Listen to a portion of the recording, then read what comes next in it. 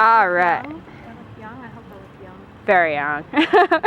All right, here with Laura Van Gilder. First of all, is this a new kit? Because It is a new kit. It looks fabulous. I'm loving it. Thank you. Yeah, it's the Van Dessel Mellow Mushroom kit combined, so I'm really excited. I like it. Speaking of which, now that you've had a few races on the Van Dessel, how are you liking it? I love it. It's so responsive. It's really sort of intuitive to the courses. I found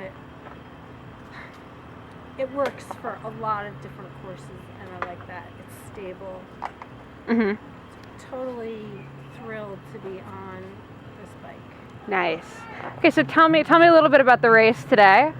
Well, my first time at the Rochester Ellison Park. Is it really? It is. I think it's conflicted for me in the past, so And I it's have not so been early.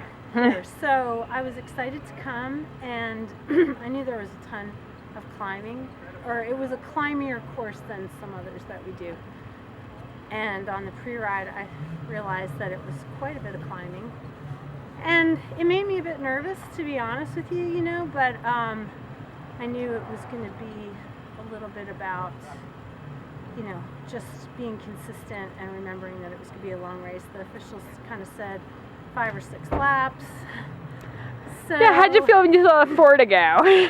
when I saw 4 to go, I definitely took a calming pill and said, just settle in and bide your time, which is a little bit different for us racing. So it became more about what I was going to do to maximize my finish.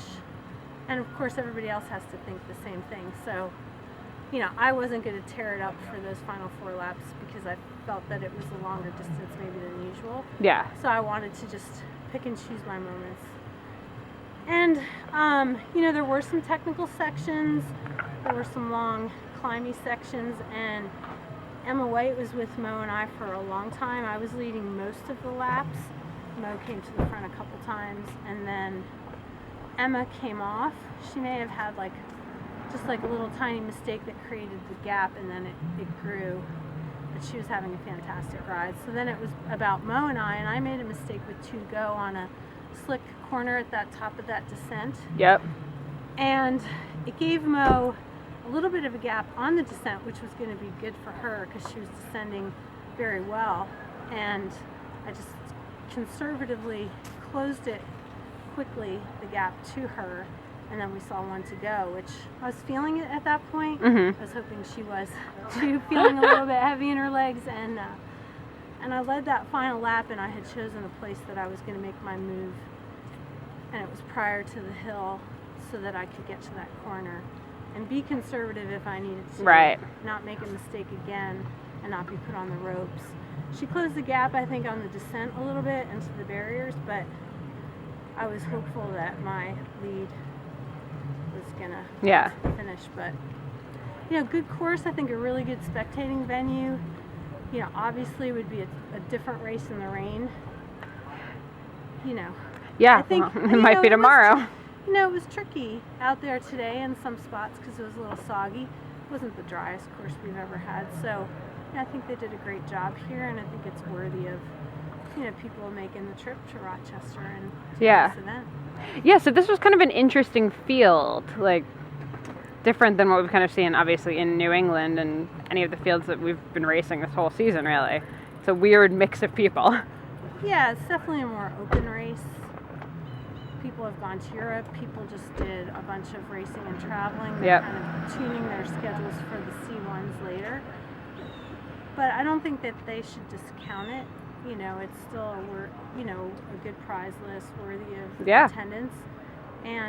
But when you have all these back-to-back big weekends, people do have to find a weekend or 2 to take off, and unfortunately this may have landed that way for some people. But you've seen a bunch of people come up from the Philly and New Jersey and New York area, so it's a trek for them, and so good for everyone that made that drive.